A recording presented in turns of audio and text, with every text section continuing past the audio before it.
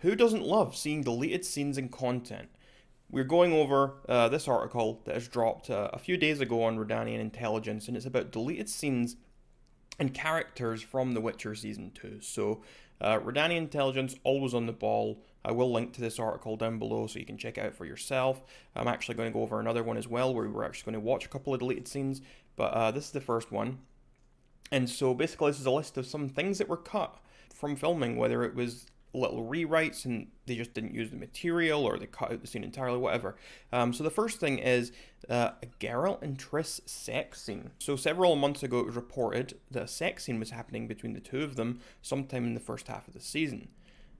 That didn't happen as we all saw, but here's what we know about the original plan for that. They were in a room together, they seemed friendly at first, they were playing some kind of weird game, whoever wins a round gets to ask a question. We're not privy to the exact flow of the conversation, but it eventually leads to both of them ending up in bed. We can only guess why this was cut, but perhaps it was thanks to Henry Cavill, who's self-proclaimed advocate for book canon on set. Maybe it was Henry who refused to do the scene and saved the fandom from the second Team Yen/Triss war. And the game they were playing sounded like it would be very familiar to the game Geralt and Nivellen play with the knives. Perhaps that's something they reconsidered and put back into A Grain of Truth. So, yeah.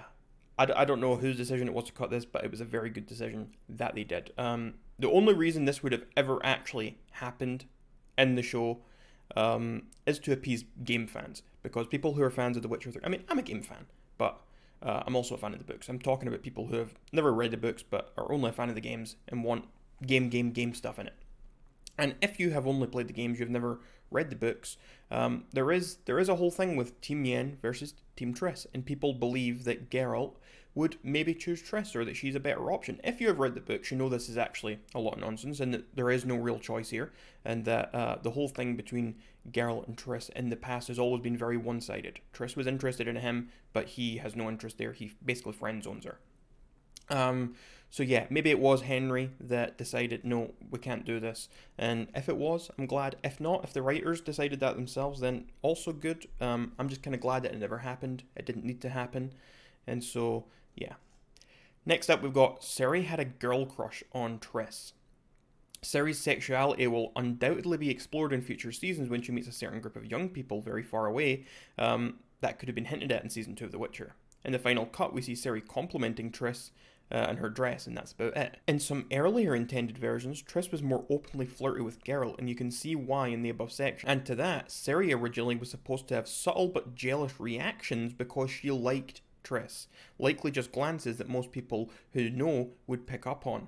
In another scene, Sari was supposed to come out with a masculine shirt similar to Geralt's to subtly impress Triss, and had people tease her for that. In the final cut, the scene plays out similar to the books because Sari comes out wearing something more similar to what Triss would wear.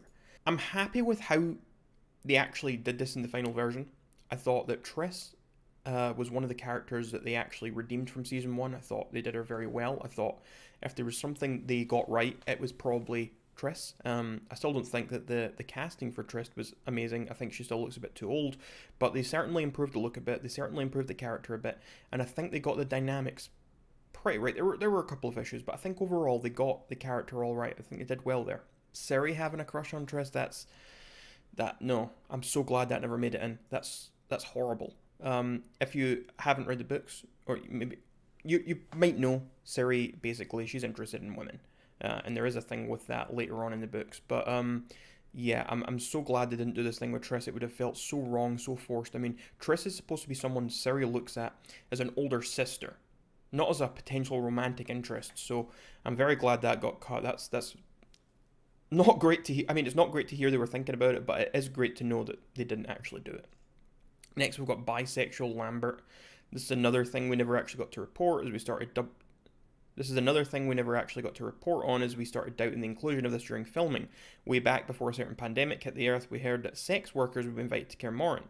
In some early versions of the story, while everyone else would be with female workers, Lambert would be enjoying the company of two, a man and a woman. When we started getting castings for the sex workers, we never found any male actors and assumed that the idea didn't make the cut. As we saw in the episode, Lambert was indeed with two women instead of a man and a woman. Whatever. I'm not sure if in the canon in the books, I don't remember anything about Lambert being bisexual or not. I don't really care. Some people might care that, oh, this is them trying to force sort of bisexuality and forcing agenda and all whatever. It didn't happen, so there's nothing to complain about. Next up, we've got Eskel's character. Contrary to some belief we saw online, Eskel's fate wasn't changed with rewrites and the recasting. It was always going to end up the way it did. Evidence to that, the actor's full body cast exactly for the Leshy part. What did change during rewrites though was Eskel's character. Originally he was going to be even more prickly and a bit more of an arsehole. It's likely that the flashback scene between him and Geralt in episode 3 was only added during the rewrites to show more of the real side of Eskel. All in all, as far as we know, Kaer Morhen's storyline had quite a bit of rewrites and revisions. That's not surprising. Even still, it just... The problem is here, Eskel is maybe the character that they butchered the absolute most in the season. He is a very minor character, to be fair, but he's definitely the one that was butchered. And not just in the fact that he died. Like, that doesn't... I don't mind too much that he died. It's whatever. I know a lot of people are upset about that. I don't mind too much. But they changed the core of his character. Like, he's a completely different person. Like this could have been any of these other new random witchers that were in Kaer Morhen. Like, they go to Kaer Morhen and there's all these witchers that have no name. We don't know who they are. This could have been any of them. Like, this wasn't really Eskel. This was just a random witcher. This was not Eskel from the games. This was not Eskel from the books. He was not anything like that character. He's supposed to be like the oldest, one of the most mature. He's supposed to be so serious. He would never act the way he did in the show, and so a lot of people were upset about that.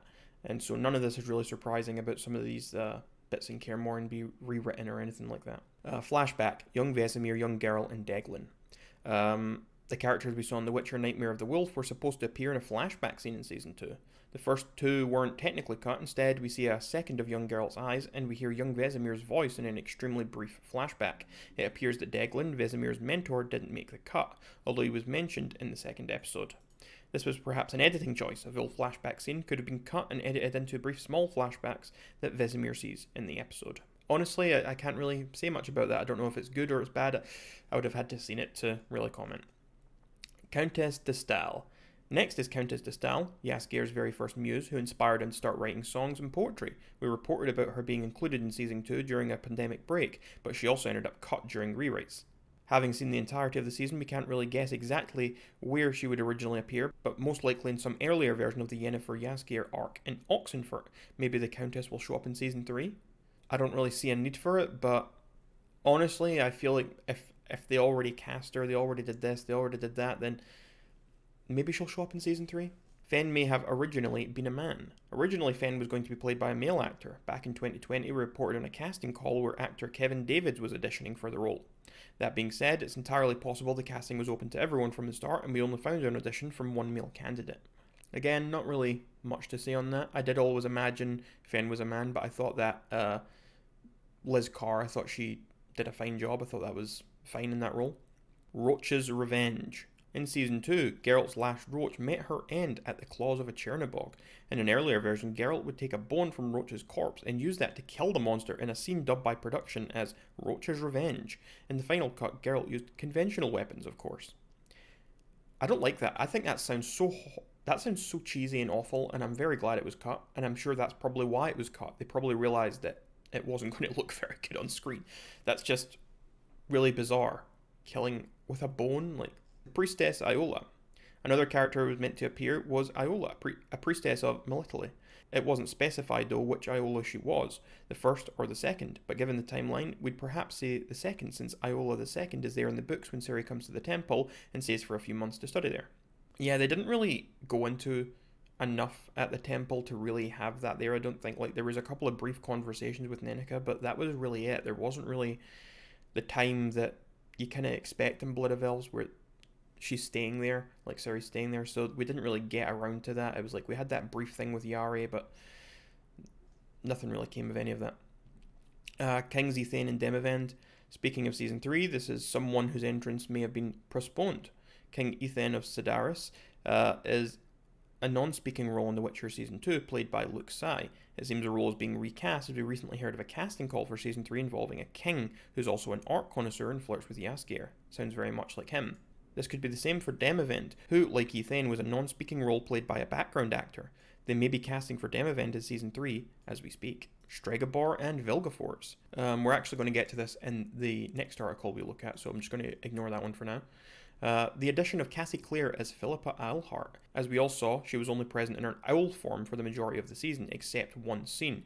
We have reason to believe that this was a pre-COVID plan for the entire season. I kind of wish that she was around a bit more, but to be fair, there was so much going on already, and things did feel very jam-packed that I'm not sure if it would have just maybe made the whole thing a bit more messy.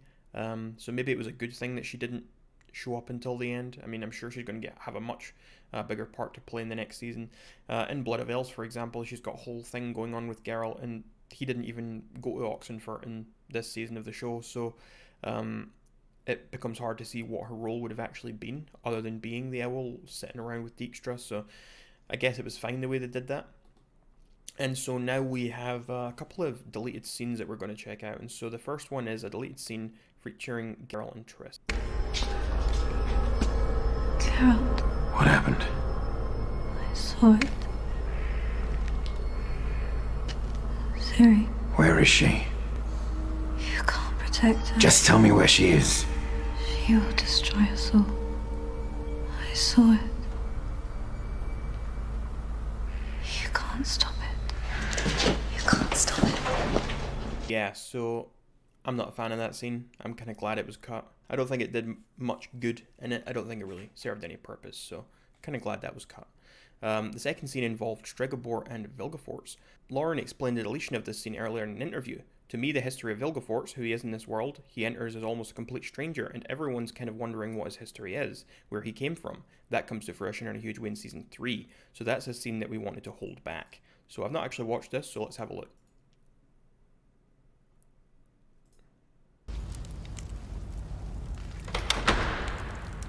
You came late to our folk, Vilgefortz. Born of a prostitute, abandoned in a sewer. Your magic shaped by the ignorant druids who picked you up. It's impressive, really, how high you managed to rise above your station. Perhaps that depth of life experience honed my instincts. Gave me the hunch that saved your ass. And so even-tempered. Do you really think you're qualified to lead the Brotherhood? A bastard who never attended Banard and clearly doesn't respect our code of ethics. Well, all mages are equal before the law. Oh, now. Some are more equal than others. I'm referring to the banned use of fire magic, of course. I was there. I know what she did. Then you also know there's always a cost. The flames should have destroyed her, yet she was untouched. There's something unnatural in her. And there's something unnatural in how entrenched your protege is with Nilfgaard. Istrid is loyal. He was the first to inform us of Yennefer's lineage. Even you can't be stupid enough to believe your own rhetoric. That her elven blood is a threat to us. Then what about her rage? Her tempestuousness? Then again, you understand those all too well, don't you?